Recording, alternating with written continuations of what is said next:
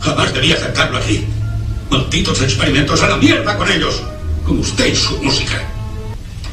Cantar los vuelve inteligentes, Mathieu. Han progresado mucho. Señor director, los chicos llevan 3 semanas sin agua caliente. El agua fría es buena para la circulación. Salgan. Por cierto, Mathieu, se acabó el coro.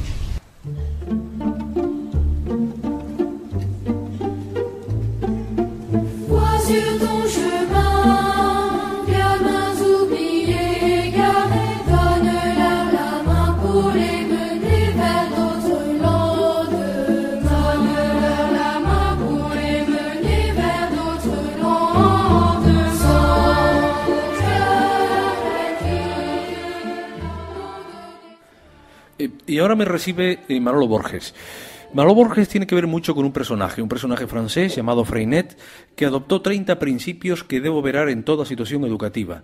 Los denomina invariantes pedagógicas. Algunos de ellos son, por ejemplo, el comportamiento escolar de un niño depende de su estado fisiológico, orgánico y constitucional. A nadie le gusta que le manden autoritariamente. En esto el niño no es distinto al adulto, etcétera. Son 30, ¿no, Manolo? Gracias por recibirme. Sí, hola. ¿Tú eres profesor de la escuela pública? Hasta hace muy poco, ahora estás jubilado, ¿no? ¿O te han jubilado? Sí. Bueno, me he jubilado, estoy en periodo de adaptación. He estado ejerciendo hasta el curso pasado. Freinet era francés. Sí, Célestin Freinet fue un pedagogo francés, nació a finales del siglo XIX, vivió hasta 1966 y él se considera quizás el padre, o lo consideran el padre de la llamada escuela moderna. Entonces,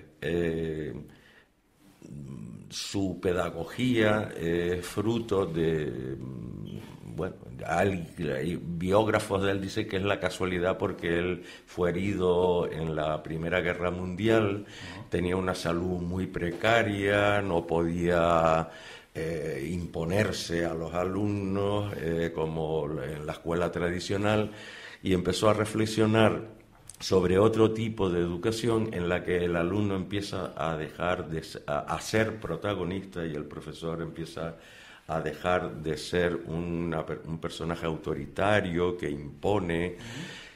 Hay una forma gráfica de describir la pedagogía Freinet que dice que fue el primero que quitó las tarimas en las escuelas tradicionales.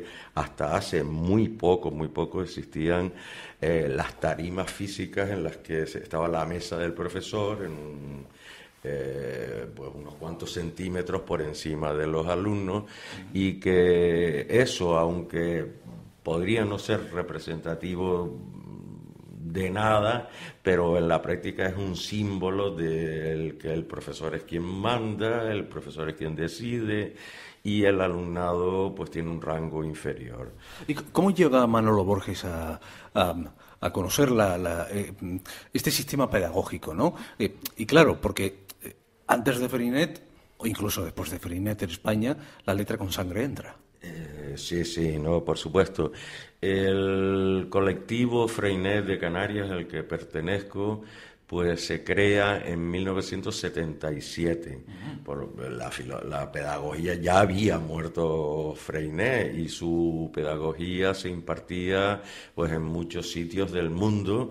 Hoy existe la llamada FINEM, que es una Federación Internacional de Movimientos de Escuela Moderna, y la pedagogía Freinet pues desde Japón hasta México, en todos los lados. Lo que ocurre es que aquí se empieza a poder hablar de ese tipo de pedagogía después de la transición política, una vez termina el régimen franquista, y empezamos a tener contactos con otros movimientos Freinet que existen en el Estado español, lo que se llama el MESET, Movimiento de Escuela, Movimiento Cooperativo de Escuela Popular, y empezamos a ir algunos a algún congreso, y en 1977 creamos aquí un grupo. Bueno, yo me incorporo 2 años más tarde, en el 79. O sea que llevamos ya 37 años este colectivo. Claro, para los maestros que nos estén escuchando y que puedan tener algún interés, dice, bueno, ¿qué pasa? ¿Es que no hay disciplina con Freinet? ¿O qué tipo de disciplina se aplica? ¿O es que la disciplina está mal entendida en la escuela, digamos, en la enseñanza ordinaria? La enseñanza, cuando digo de la ordinaria, hablo de la educación que está establecida en este país. No, al contrario, lo que nombrabas antes, esos 30 invariantes, hay una de ellas en la que dice que el orden es imprescindible en la escuela, el orden y un grado de organización, por supuesto. Hay otras pedagogías que son más proclives a dejar una libertad absoluta al alumno o al alumnado. En este caso, la pedagogía Freinet no se caracteriza por eso. Hay una forma de definirla también, es que Freinet deja entrar la vida a la escuela. El alumno llega, el niño o la niña o el adolescente llega a un centro educativo con un bagaje cultural, de experiencia que ha tenido en su entorno, en su familia, y eso es lo que aprovecha Freinet como un elemento motivador. De las cosas más conocidas de Freinet es el meter la imprenta en la escuela. Hoy la imprenta tipográfica de tipos de plomo pues no existe, hoy sería el ordenador o programas de composición de textos, ¿no? Pero en aquella época la imprenta era un elemento que manejaban los que controlaban el poder intelectual, ¿no? Sí, sí. Y eso de que niños escribieran sus textos en la imprenta, los editaran, los publicaran, los vendieran en su barrio, pues eso fue toda una revolución, ¿no? Dígame una cosa, por ejemplo esto, ¿las notas y las calificaciones constituyen siempre un error? Esto es objeto de un debate profundo. Yo recuerdo que cuando se empezó a gestar la ley, la LOCSE, había una tendencia de los movimientos de renovación pedagógica a decir que en educación obligatoria no se deberían dar calificaciones, se deberían dar informes. Eso no quiere decir que no se evalúe, ¿no? Eso es difícil. ¿Pero por qué dice esto Freinet? ¿Por qué? ¿Para evitar el trauma? ¿Para evitar la frustración? ¿Por qué? La nota o la calificación numérica, yo por ejemplo, en esto, vamos, no tenemos, estamos incluso en debate porque recientemente las nuevas leyes educativas han vuelto a poner en educación primaria calificaciones numéricas o con sobresaliente, notable, cuando anteriormente se calificaba al alumnado con otros términos como progresa adecuadamente, necesita mejorar, y sin embargo esta forma de calificar fomenta competitividades en el lado negativo, porque puede haber competitividad. Mire, usted era maestro escuela en la escuela pública. Sí. ¿Esto lo podía aplicar? Por ejemplo, aplicar el maestro debe hablar lo menos posible. Sí, y yo me esforzaba por... vamos a ver, hay que dejar la palabra a los alumnos. Cuando un alumno o una alumna se le escucha, empieza a aportar una cantidad de riqueza que tiene en su vida. Yo me gusta ilustrar a lo mejor con alguna anécdota. Un mundo que para mí me queda absolutamente lejano es el de la colombofilia. O sea, las palomas jamás me han atraído. Pues a raíz de una conferencia, porque una técnica Freinet es que los alumnos dan conferencias, se preparan temas en los cuales pues les interesa o conocen a lo mejor por su familia, por su entorno.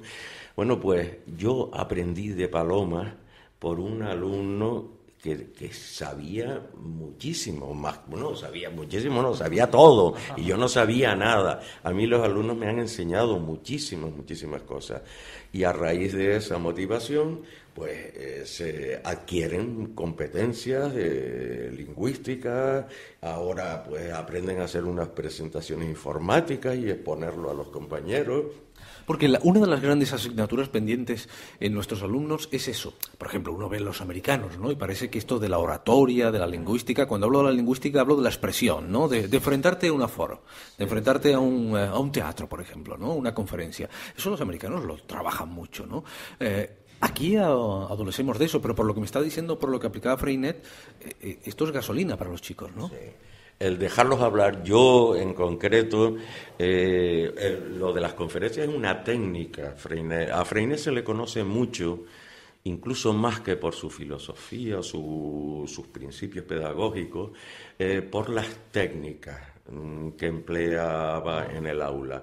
Una de las técnicas era la conferencia. Los alumnos se preparaban temas que les motivasen o que conocieran o que tenían interés en aprender, investigaban, preguntaban en su familia, en su entorno, en bibliotecas. Hoy sería pues utilizar internet o las nuevas tecnologías y las ponían a sus compañeros y sus compañeras, con lo cual se está potenciando la mejora de la expresión oral. Y eso lo trasladaba usted a la escuela pública. Sí, no hubo nunca un toque. Oiga, Manolo, por ahí no se va. No. O hay libre, o el profesor es libre. No, hombre, libertad absoluta no, hay muchos condicionamientos, algunos pues que son insalvables, los horarios, las especialidades. Antiguamente a lo mejor un profesor daba todas las asignaturas, hoy tenemos horarios, pues hasta de tal a tal hora puedes trabajar, estás con tus alumnos y los tienes que dejar porque toca inglés o toca educación física, y eso hace, bueno, sobre todo en secundaria, eso sí es un hándicap muy grande, ¿no? Hay muchísimos profesores. En primaria hay menos, pero también hay especialidades. ¿Y hay más maestros como usted que estén aplicando no solamente la Freinet, sino otras técnicas pedagógicas, que lo que hacen es que el sujeto sea, digamos, más libre, tenga más posibilidad de expresión? Por ejemplo, a mí me gusta mucho una que dice aquí Freinet, que dice: a nadie le gusta alinearse, ponerse en fila, porque hacerlo es obedecer pasivamente una orden del externo. Sí, bueno, vamos a ver, hay mucho.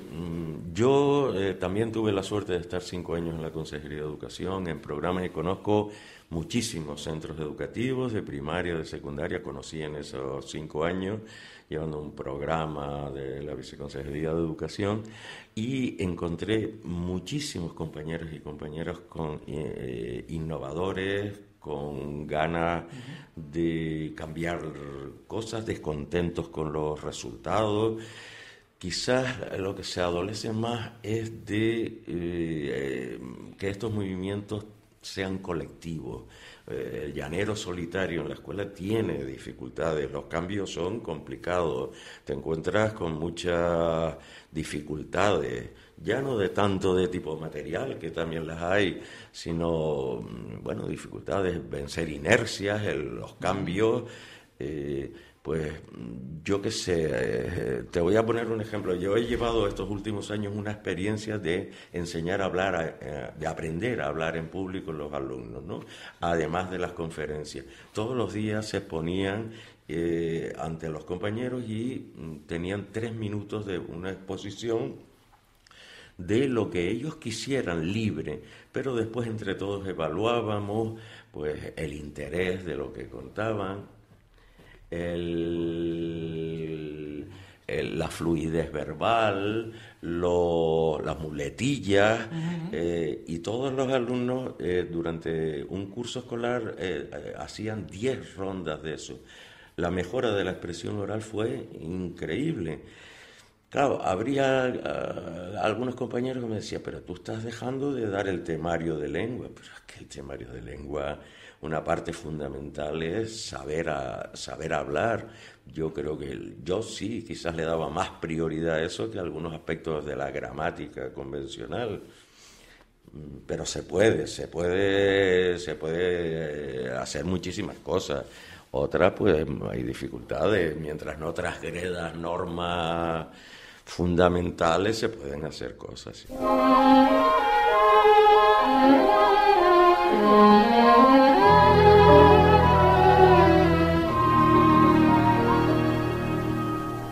Somewhere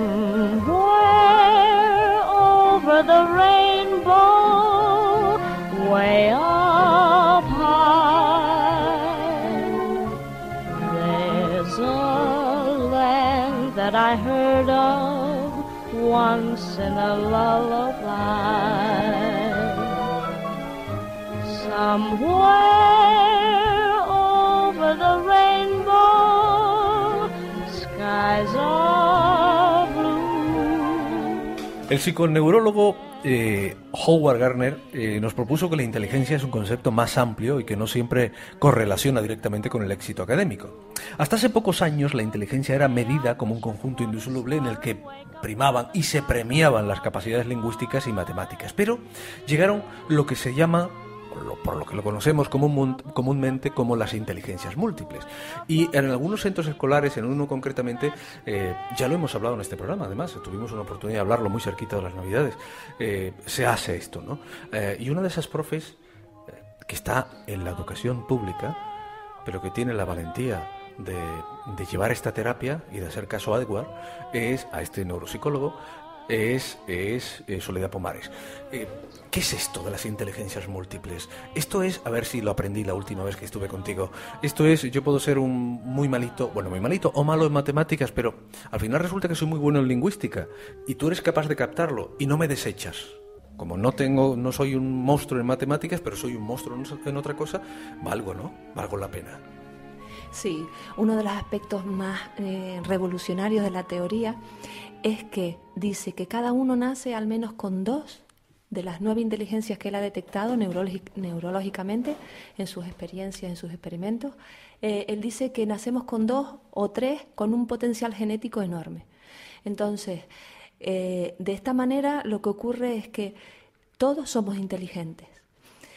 Todo niño tiene unos dones que se pueden descubrir, que le van a dar autoestima y le van a llevar a realizarse como persona sin ese corset de la educación tradicional que solo mira a matemáticas y lengua y que mide a los niños y les da el éxito en función de estas dos inteligencias que también son igual de importantes que las demás. Bueno, tú aplicas esto en clase, ya has dicho que en una escuela pública, ¿cómo vas viendo el resultado? ¿Cómo vas viendo el nivel de atención? Voy a decir una cosa, la voy a decir por experiencia propia. Quien tuvo la oportunidad de escuchar un cachito de programa que hicimos arriba, tú nos invitaste porque estaban hablando ustedes de los oficios y este tipo de cosas, ¿no? Y además era un personaje misterioso. Yo llegué allí, monté la emisora de radio, los niños con respeto, me sorprendió, nadie se tiró a comerse la esponja del micro, todos estaban tranquilitos, de hecho seguían atendiendo a la lección. Una compañera que había ahí una especie de exposición, una asamblea, ¿no? Había como una asamblea y seguían escuchando a su compañera. Nadie me molestó. Yo monté aquello y hasta que tú le preguntaste, ¿quién es este señor? Pues este señor es el otro. Intentaban averiguarlo, ¿no? Y eso me sorprendió. Y eso fue brutal. ¿Cómo se consigue eso? Porque a los niños al final se les ha educado en la libertad. No sé, se me ocurre. Desde luego, como decía María Montessori, no existe disciplina si no es interna. Lo demás es sumisión y obediencia, que a veces se confunde. Yo intento en clase dar un espacio de libertad a los niños para que puedan hacerse responsables. Si no hay libertad, no puede haber aprendizaje de la responsabilidad. Entonces, dentro de mi manera de trabajar con ellos, hay muchos espacios a lo largo del día en los que ellos tienen que elegir si escuchan o no escuchan y por qué. Aprenden lo que es el respeto a sí mismos y a los demás. Y poco a poco se va generando un clima en el aula en el que por poco que les interese lo que les estés contando, siempre y cuando les sea interesante, ellos abren los ojos y están atentos. Y eso es maravilloso. No hay que gritarles, no hay que castigarles.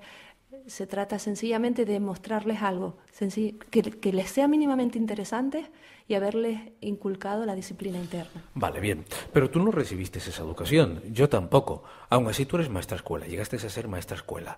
¿Qué hubiera pasado si hubieras recibido esta educación? Pues probablemente mi cambio metodológico habría surgido mucho antes. Si a mí me hubiesen enseñado esto en la escuela de magisterio, indudablemente mi carrera como maestra habría empezado ya con esto.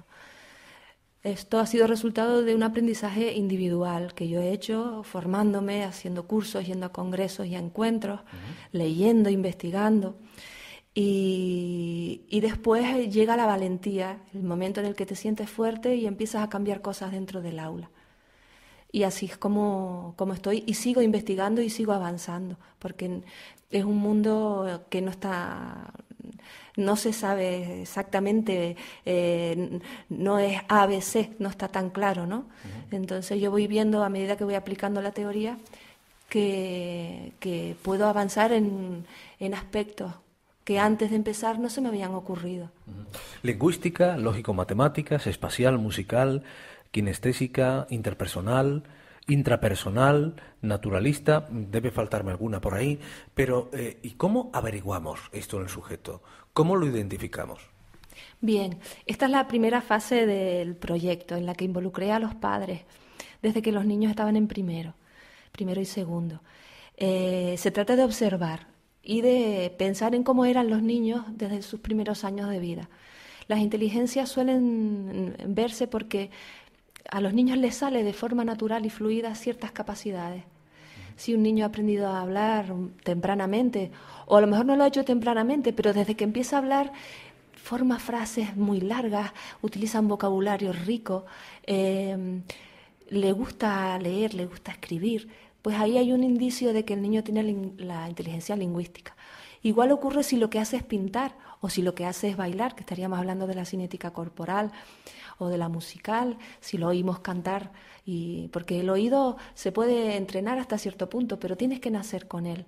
Pues igual ocurre con todas las inteligencias. Y no olvidemos que todas son igual de importantes, aunque por tradición y por interés de la sociedad se haya dado más importancia a las matemáticas y a la lengua. A los intereses de una parte de la sociedad, también quiero indicar, porque esta elección de la matemática y de la lengua fue una convención a la que se llegó el siglo pasado, porque interesaban obreros que sirvieran para las fábricas y para los comercios y para la economía. Pero lo cierto es que en la población infantil es más el tanto por ciento que tiene otro tipo de inteligencia que la que tiene la lógica matemática y la lingüística. Con lo cual condenamos a la mayor parte de la población a ser tratados como mediocres durante 5 horas diarias, durante 8 años de su vida. Eso implica que esa persona lleva su autoestima a medio gas y después pretendemos que sean personas críticas. ¿Cómo? Si no se sienten fuertes, si creen que lo que piensan igual no vale, y que luchen por sus derechos y que cambien el mundo. Imposible. Si desde pequeños nos les estamos diciendo, oye, tú eres valioso tal cual eres y yo estoy aquí para descubrirte. Mi función como maestro es descubrirte y ayudarte a ti a descubrirte también y a llevarte a tu máxima realización. No soy un mecánico que vengo a arreglarte porque tú vienes deficiente, ¿no? Tú has nacido, cada niño, cada persona, con unos dones, con unas potencialidades, y eso es lo que hay que cambiar en la escuela. Hay que buscarlos y descubrirlos, porque todos lo tienen, todos. Cuando entras a mi aula y preguntas ¿quién es inteligente? Y es una de las cosas que mejor me hacen sentir como maestra, todos los niños levantan la mano, y eso es magnífico. Y esto lo haces en la escuela pública. ¿Esto significa que a los maestros les dejan hacer cosas así en la escuela pública? Sí, por supuesto. De hecho, ahora mismo convive en la legislación y se nos obliga a trabajar por competencias. Las competencias son un abanico como su propio nombre indica, de competencias que tocan distintos ámbitos de la persona, que es lo que está detrás de las inteligencias múltiples también, una educación integral. Incluso tienen el mismo nombre muchas de ellas. O sea que si un maestro quiere trabajar por competencias y quiere cambiar su metodología, la legislación lo apoya. Otra cosa es que nuestra conciencia sobre la educación nos deje, porque esto requiere también de un trabajo personal del maestro y de una evolución personal, en mi opinión, también del maestro. Claro, para esto hay que ser maestro, en todo sentido de la palabra, maestro. Bien, el maestro lo entendemos que es aquel abnegado que iba a los pueblos, a la escuela, y estaba con los niños y se quedaba incluso un rato más para que el niño entendiera la lección, ¿no? Esto significa que es como, bueno, claro, hay gente que sale en la Facultad de Periodismo y tienen el título de periodistas, pero después hay otros que son periodistas, que es la cosa es muy distinta, ¿no? ¿Y tú qué te encuentras? ¿Con funcionarios, con maestros? ¿Qué te encuentras en este oficio? En este oficio y sobre todo en el tema de las inteligencias múltiples, ¿no? Mira, la verdad es que hay de todo. Desde luego, en mi opinión, para la selección del personal que va a dar clase a los niños hay una deficiencia enorme. No creo que todo el mundo sirva para dar clase. Es una profesión que tiene que ser vocacional y que requiere de estar en continuo reciclaje, en continuo aprendizaje. Si te lo tomas como un trabajo mecánico, vas a acabar frustrado, en mi opinión por lo menos, y la calidad del servicio que vas a dar seguramente no será tan bueno. ¿Cómo se puede cambiar esto? Habría que tocar distintas puertas, pero desde luego la escuela de magisterio sería una de ellas. Hay que seleccionar al alumno que va a empezar a formarse. No puede ser un cajón desastre donde, bueno, como no se me da nada, me voy a meter a magisterio. Eso condena a nuestro sistema educativo a ralentizar los cambios y las renovaciones. ¿Los padres podemos exigir o no nos queda más remedio que ir a buscar el maestro que está dando, por ejemplo, lo que tú das, ¿no? El sistema de la escuela pública, vuelvo a insistir, de las inteligencias múltiples? ¿Los padres podríamos plantarnos en algún caso, en algún colegio, y decir, oiga, a mí me gustaría que se aplicara esto aquí? No, eso es imposible. Es un sueño mío. Algo. El órgano de gobierno con máxima autoridad en un centro escolar es el Consejo Escolar. En el Consejo Escolar se aprueba el proyecto del centro y ahí hay varios padres, hay representación de padres, de maestros y del ayuntamiento también. Si ahí se decide que se lleva a cabo un proyecto de inteligencias múltiples, se tiene que asumir por todo el centro y por todos los profesionales que estén ahí. La cuestión es quién realiza el proyecto y lo lleva al Consejo Escolar. Puede ser un padre, por supuesto que también puede ser un padre. Y si convence a los miembros del consejo, eso echa para adelante, por supuesto que sí. ¿Cuántos chicos tienes en clase? Pues tengo 20. ¿Eres la única maestra que está haciendo esto en tu centro? No, hay una maestra de educación infantil que también lo está llevando. ¿Y cuál es el resultado? Además de lo que me dijiste antes, de que los niños levantaban el dedo, quien es inteligente lo levantan todos, porque todos se consideran iguales. ¿La evolución que has visto? En mi opinión, la evolución es muy positiva.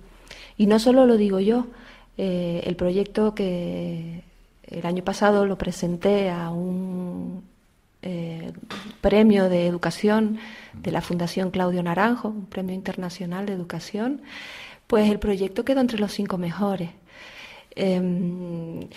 Mi opinión ya aquí, claro, es mi subjetividad, pero yo creo que los niños, tanto en conocimientos como en valores personales, van evolucionando y aprendiendo. Y tampoco tengo prisa. A veces se confunde el éxito escolar por adelantar contenidos. Porque ya, mira, un niño de tercero sabe hacer raíces cuadradas. La cuestión no es esa. Eso puede quedar muy espectacular, pero a mí me parece mucho más interesante cuando veo que un niño de mi aula está inquieto y nervioso y va a un espacio tranquilo del aula y se sienta y respira con conciencia, atendiendo a su respiración. Eso es lo que me parece revolucionario. Está aprendiendo a gestionar sus emociones, donde radica la felicidad en gran parte de la persona. ya aprenderá para qué son las raíces cuadradas, porque también enseñarlas para no usarlas para nada, pues me gustaría que aprendieran cosas que les sirviera para la vida. Una escuela muerta tiene mucho sentido, ¿no? ¿Para qué aprendemos a dividir? Pues para resolver problemas donde haya que dividir, no para hacer 30 divisiones en media hora y quedarme yo contenta como maestra, ¿no? O sea que ellos van cumpliendo el currículum legal, o sea que en ese sentido estoy tranquila. Todos son muy inteligentes, intento darle espacios a todos. Todos en algún momento tienen que cantar, todos en algún momento han tenido que inventar una melodía, todos en algún momento han tenido que inventar un baile, todos hablan en público para sus compañeros. Cada mañana empezamos con el Círculo de Corazones, que es un espacio dedicado sobre todo al trabajo de las emociones. Ellos cuentan cómo se sienten cada día a sus compañeros. Lo que se cuenta allí es secreto, se queda en el círculo. Y además es una asamblea, se resuelven conflictos.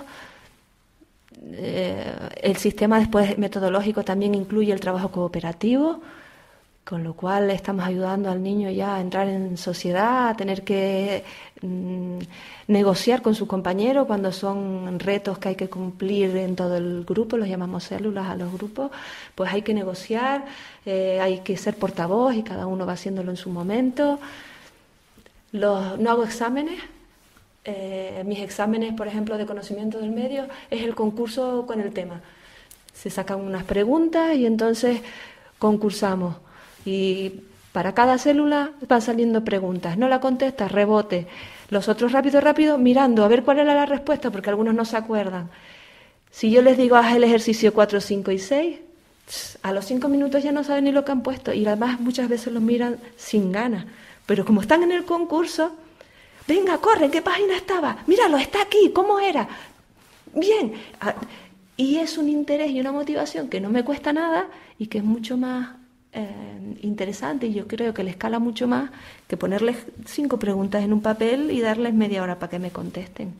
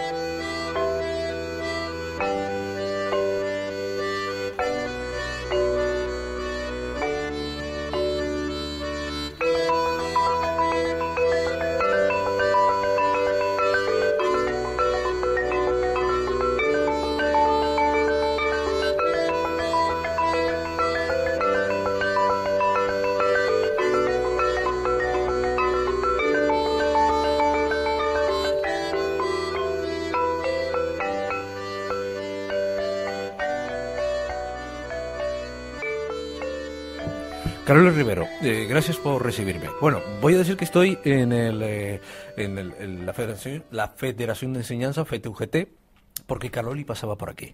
Les voy a explicar. Es maestra escuela y en un momento determinado dijeron, oye, ¿por qué no te vienes al sindicato? Y ahora me interesa mucho su visión desde 2 puntos de vista. Desde una maestra escuela de la escuela pública, sin ningún sistema del que hemos hablado, ni inteligencias múltiples, ni el francés, ni nada de esto, pero digamos que cuando se asoma al balcón del sindicato ve las cosas desde arriba, les ve las calvas a algunos, y eso es bastante interesante. A muchos, ¿no? Hay muchas calvas por ahí. Caroli,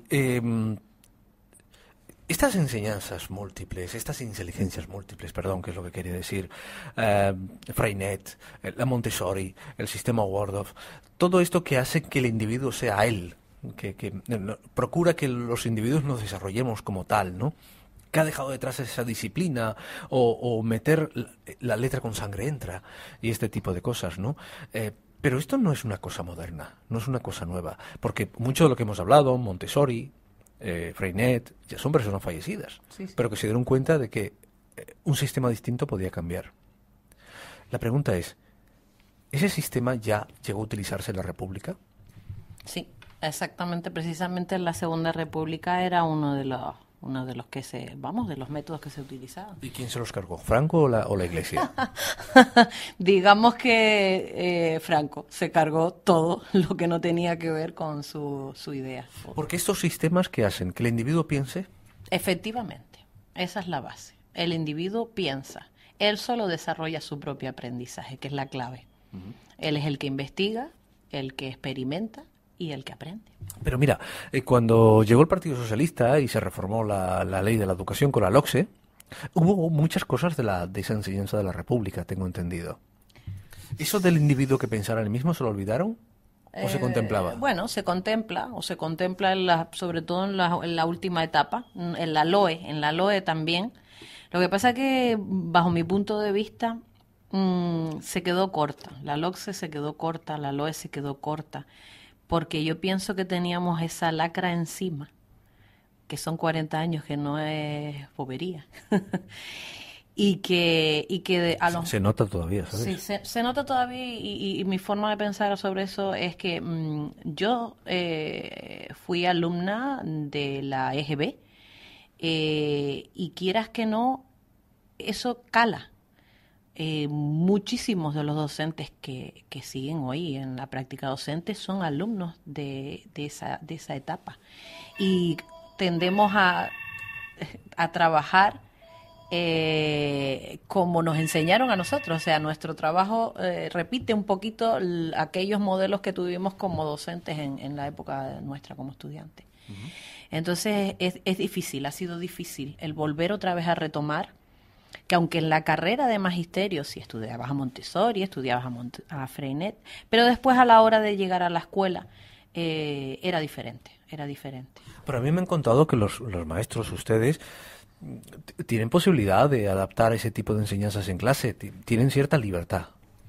A ver, siempre y cuando respetes contenidos, objetivos que te marca la norma, evidentemente la metodología puede variar, evidentemente, y tú puedes, siempre que trabajes eso, pero que lo trabajes de cualquier, o sea, de cualquier punto de vista. Hay algunas pautas que siempre te marcan, que están ahí, según la tendencia política que esté en ese momento en el gobierno. ¿Ah, sí? Claro, no es lo mismo que esté gobernando Coalición Canaria, que esté gobernando el PSOE, que esté gobernando el PP. Eso se Pero nota. eso se nota en la materia que te dan o en cosas subliminales, casi imperceptibles. A lo mejor a la hora de programar, a la hora de programar tu trabajo, pues te inducen más a unos sistemas, de una forma o de otra forma. No hay una gran mesa, un gran consejo de asesores que diga, oiga, esto es conveniente para que nuestra sociedad espabile, para que nuestra sociedad tenga criterio, que tenga sentido crítico. No hay o es un consejero quien lo decide. O sea, supongo que habrá unos técnicos, ¿no? Hombre, claro, siempre son los técnicos realmente. El consejero es una figura que está ahí, que tiene su papel como político que es, pero claro, siempre se arropa de técnicos. ¿Pero qué prima en esto? Porque si, por ejemplo, en la Freinet o en las inteligencias múltiples, en este caso, prima el asunto de, oiga, vamos a descubrir al sujeto, a ver cómo está predispuesto. En la enseñanza pública, en la LOMSE, en todo este tipo de cosas que hemos venido, no sé cuántas hay ya, ¿no? Bueno, muchas, sí. ¿En esto se piensa en el sujeto de verdad? ¿O solamente en las matemáticas, en la lengua y este tipo de cosas? Esa pregunta me la he hecho yo muchas veces. Porque, no sé, cuando llegan, o los que están en el poder, como que les cuesta de verdad concretar en la realidad, ¿no? Están muy lejos. El que está realmente en el aula es el maestro o la maestra. Yo no conozco a ninguno que esté ahí en la cúpula del gobierno que haya ido a la escuela a ver lo que pasa, ver cómo aprende un niño. Hay un presidente regional que es maestro escuela, al menos presume siempre de eso. Paulino Rivera. Sí, pero yo creo que él ya a estas alturas de la vida está un poquito lejos de... Porque las comunidades tienen peso en esto. Hombre, hemos visto, por ejemplo, al consejero de Educación diciendo que la LOMSE no la iban a aplicar en Canarias porque era imposible, etcétera. Un gobierno como el canario puede decidir exactamente qué materias dar, qué sistema educativo dar. Hay un margen.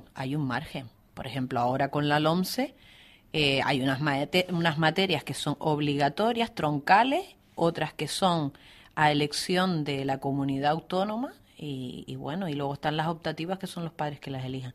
Pero que bueno, que sí, tienen un margen ahí, pero cuando te viene ya un horario que tienes que cumplir, es decir, la materia de lengua lleva X horas y la de matemáticas lleva X horas, ¿cómo la encajas ahí? Tienes que quitarle de otras. Entonces, aunque tengas las competencias que te permiten hacerlo, realmente no vas a poder tener tanto margen. El famoso y demoledor informe PISA habla que los chicos aquí, los chicos y chicas aquí, pues, qué flojitos estamos. ¿No será por el sistema educativo? No, porque el informe PISA no mide realmente el aprender a aprender, como yo digo, que es lo más importante. Mide otra serie de cosas. No contempla tampoco el entorno tal y como lo vivimos el día a día. O sea, el informe PISA sirve para lo que sirve. De todas maneras, no estamos tan mal en el informe PISA. ¿Pero para qué sirve el informe PISA entonces? Marketing. Para mí es marketing. Es unas personas que se inventaron ese informe, que son una empresa realmente y que necesitan tener un trabajo y ahí lo tienen. ¿No será porque en esta sociedad todo hay que baremarlo, todo hay que medirlo? Sí, yo creo que sí. Es la idea esa de que tienes que medir para saber si vales. Todo tiene números. Los números son más bonitos y más grandes que solo para medir una capacidad intelectual o para medir una nota de un alumno. Caroli, a ver, has dicho una cosa que acabo de notar. Aprender a aprender. Bueno, yo más o menos lo entiendo, pero supongo que te da más enjundia esto, ¿no? Es complicado. Es complicado porque a veces las presiones estas que te comentaba de llevar una programación de una manera o de evaluar de cierta manera, pues el docente a lo mejor se ve un poquito agobiado. Y no se relaja, porque para enseñar al alumno, para que el alumno pueda aprender a aprender, tiene que haber un ambiente distendido, un ambiente tranquilo, un ambiente de compartir, bueno, ahora por ejemplo me viene a la mente una imagen, hablando de los premios Goya, han premiado un corto animado precioso, en el que se ve una niña que en su aula llega de repente, un niño en silla de ruedas que no habla, que no sonríe, y cómo la niña se implica y está todo el día con ese niño y ella no entiende el que él no camine, no hable y hace todo lo habido y por haber para que el niño salga adelante, pueda abrir, pueda sonreír. Le ata unas cuerdas y asimula que mete gol, que bueno, que baila, muchas cosas. Es precioso. Y al final del corto, la niña es una maestra, se hace maestra. Entonces, esa es la esencia, el no rendirse, todo es posible, vale. Compartir. Pero eso debe salir del maestro o debe salir del propio sistema. Ese nivel de implicación, que parece que es un nivel de implicación de lo que estás hablando. Debería salir de todos, pero es complicado. Es complicado porque el sistema no lo hacen los maestros, lo hacen otras cabezas pensantes que no son realmente los maestros, los que están en el aula. Mira, hay mucha diferencia entre una escuela produciendo una granja de gallinas. Poniendo huevos. No, pues es dura la comparación. La verdad que es dura, pero bueno, no me quiero poner a querer igualarlas porque ¿Sabes por qué? Yo no soy, ¿Sabes por qué digo eso? Porque tú como acabas de tener una imagen de un corto, yo acabo de tener esa imagen. Porque claro, he hablado anteriormente a esta entrevista contigo con dos personas que están con dos sistemas educativos que ya se han dado incluso en la República y que dan algunos profesores que buscan al individuo, la individualidad, buscan que cada ser sea distinto y sacar de ahí un esfuerzo del maestro para identificarlos. Pero es que con estos sistemas educativos rasa con todo el mundo, ¿no? Está todos iguales, ¿no? Si no pasas esta medida, si no pruebas matemáticas, no pruebas lengua, no eres nadie. Efectivamente. No son como gallinas poniendo... Y si no tienes una una nota media X, no tienes una beca, o si no tienes otra nota media Y, Vale, no, pues no, entonces- no accedes a una FP de grado medio, por Vale, ejemplo. pues entonces tienes que poner el huevo de ese tamaño y de ese calibre, ¿no? Claro, claro, evidentemente. Eso es lo que marca lo legal, por así decirlo. Pero claro, si en la escuela hay otras cosas y se abre a otra forma, que siempre va a tener que haber un huevo. Siempre va a tener que haber un Es que huevo. hay alguien por aquí también Sí, dando sí, vueltas. por aquí. No es el fantasma del sindicato. No, hay gente. Pues eso, que siempre, claro, la competitividad, es que la sociedad es competitividad. El que más alcanza es el que tiene posibilidades. Claro, porque hay gente que nos está escuchando y puede decir, pero bueno, vamos a ver, es que si no se mide, no se calibra, si no, ¿cómo podemos hacerlo? Si no es un examen, ¿es posible cambiar el paradigma educativo? Hay otros sistemas que sí lo hacen, ¿no? Claro, pero es que no todo es una nota numérica, no todo es un examen. En un examen hay muchas variables, hay nervios, todos no somos iguales, todo el mundo no tiene la capacidad de tranquilidad, de sosiego, de controlarse, y menos un niño pequeño, que no puede decir, yo me lo sé, estoy tranquilo, lo voy a hacer. O no tiene la capacidad de decir, no me rindo. Voy a seguir intentándolo, no me sale, pero voy a seguir, porque eso te lo da la vida, el desarrollo, la evolución, y evidentemente... O sea, un examen es injusto. A Si veces, tú has sido un buen alumno, a veces sí, a veces lo es injusto, porque te pueden traicionar los nervios, lo digo por mí, por mí ¿y misma. entonces cómo se puede calibrar a un chico o a una chica tan solo por el examen y no se ve todo el expediente académico? Dijo, si este tipo ha sido formidable en todo, porque he visto algunos resultados, pero si has estado muy bien todo el curso, en el examen te estallas. Oiga, pues calíbreme todo el curso. Efectivamente. Y luego, bueno, las formas de evaluar. Yo pienso que, por ejemplo, en una etapa, igual que en una etapa infantil, no existen las notas, no existen los boletines, existe, pues sí, una información a los padres, evidentemente. Pues en primaria debería ser algo así también. Y ahora vamos a tener en tercero de primaria, ya vamos a tener ahí la guillotina de una prueba que te va a medir si el alumno puede continuar o va a repetir. O sea, estamos hablando de niños de 8 años.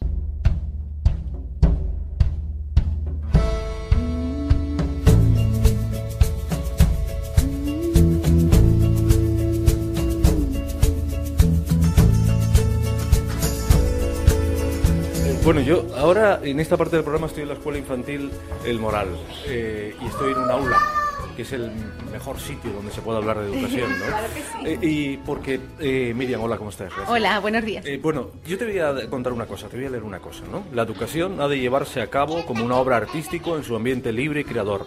Su funcionamiento ha de basarse en la amistosa colaboración entre maestros y padres, ya que los alumnos serán siempre el centro de toda la actividad. ¿Te suena esto de algo? Pues sí, un poquito.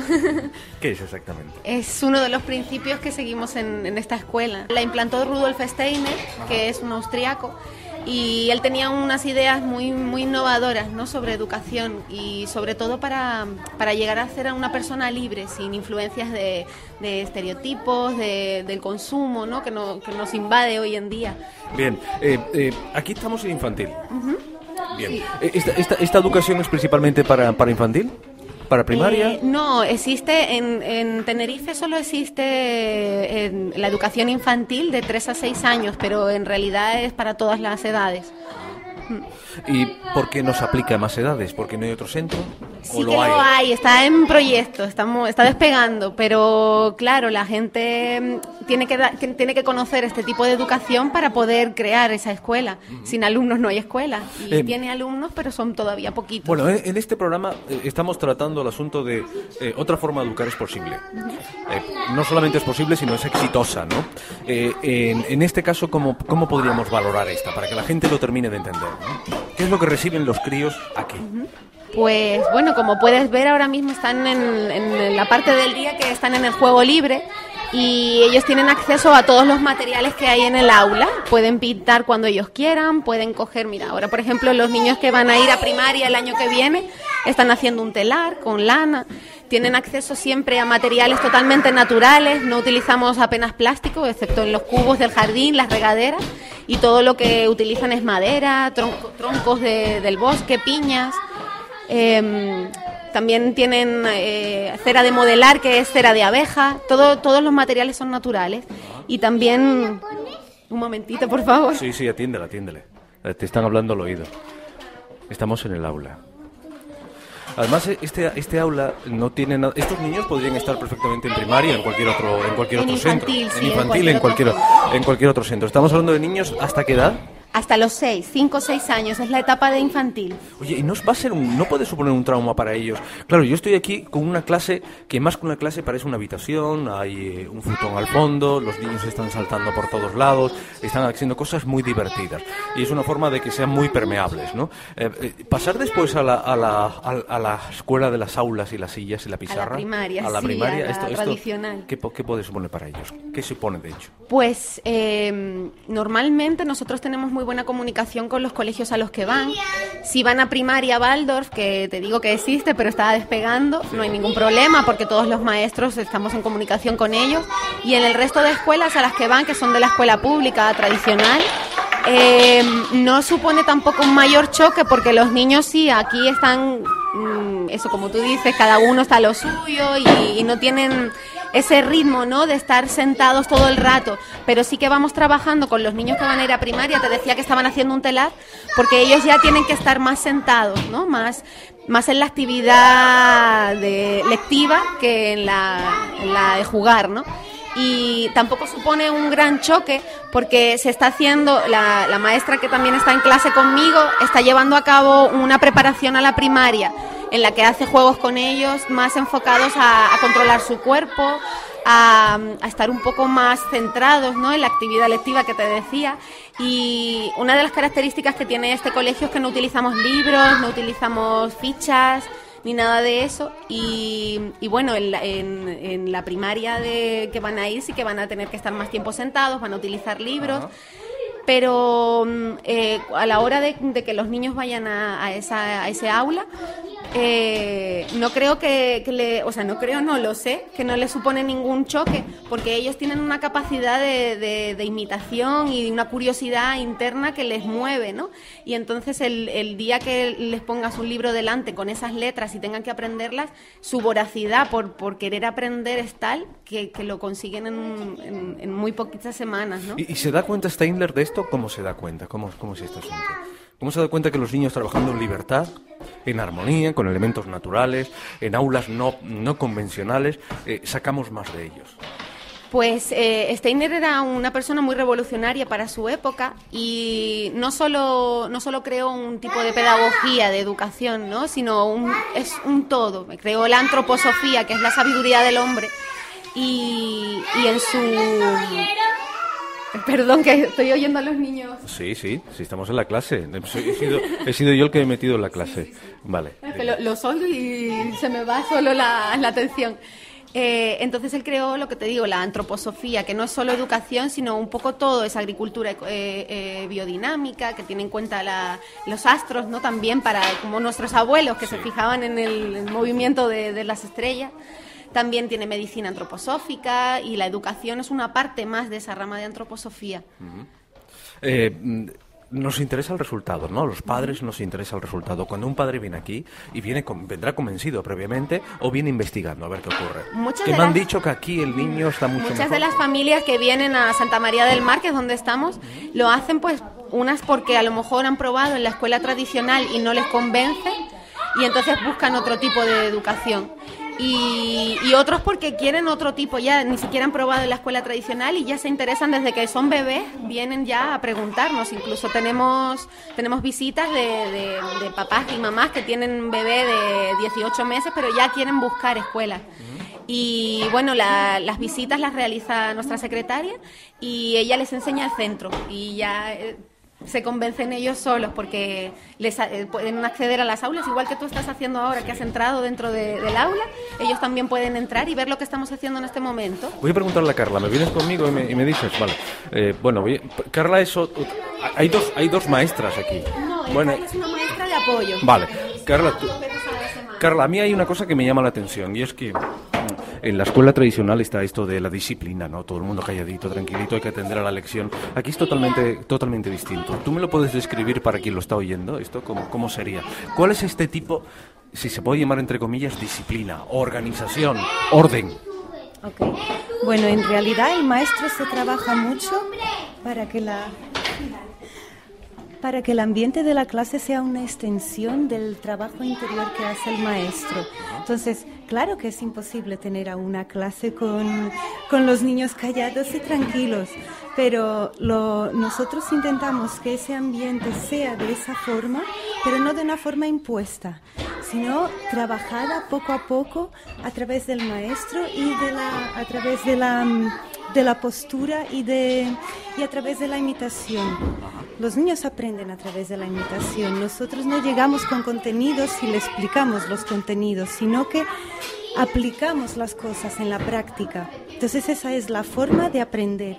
Si yo llego y estoy gritando, pues los niños van a gritar, ¿no? Entonces un primer paso para trabajar una aula un poco más tranquila y más serena para que los niños también puedan tener ese ambiente para volcar todo lo que tienen para que volquen las vivencias interiores en el juego libre, ¿no?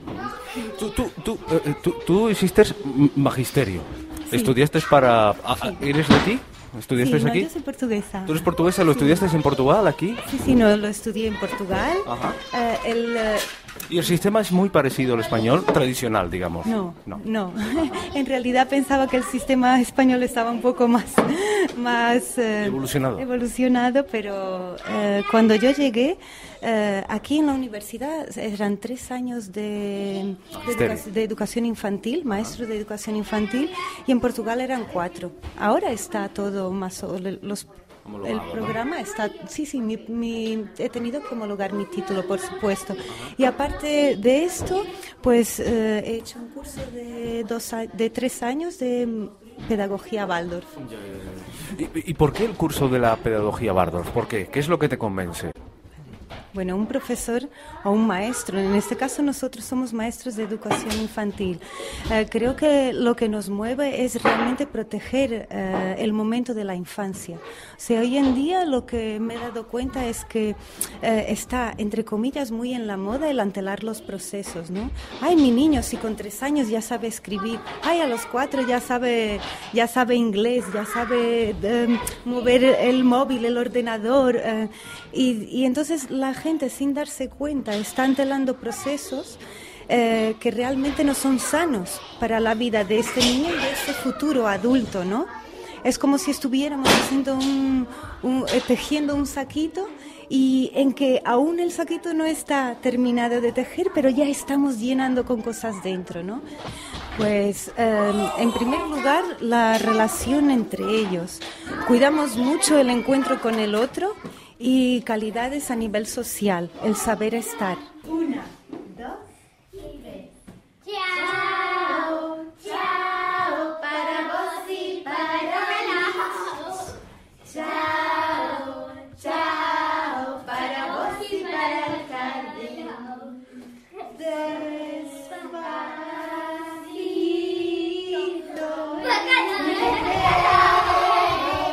Me pongo de sombrero, se me cae, lo levanto y así se acaba el canto. Chao, gracias, adiós.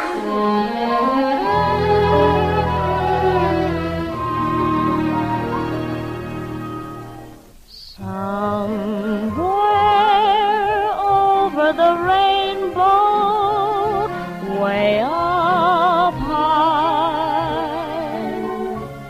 there's a land that I heard of once in a lullaby. Somewhere over the rainbow, skies are blue, and the dreams that you dare to dream really do come true. Someday I'll wish upon a star and wake up where the clouds are far behind me, where troubles melt like lemon drops away above the chimney tops.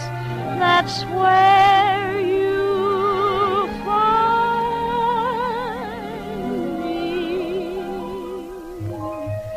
Somewhere over the rainbow, bluebirds fly over the rainbow. Why then, oh why can't I?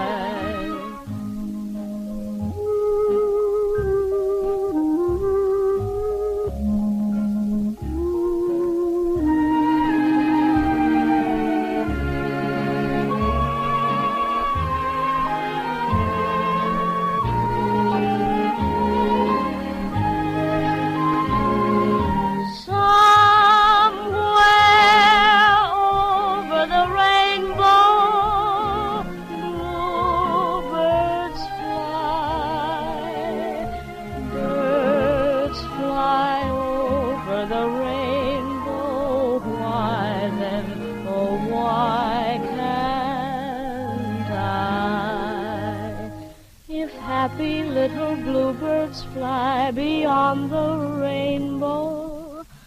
Why, oh, why?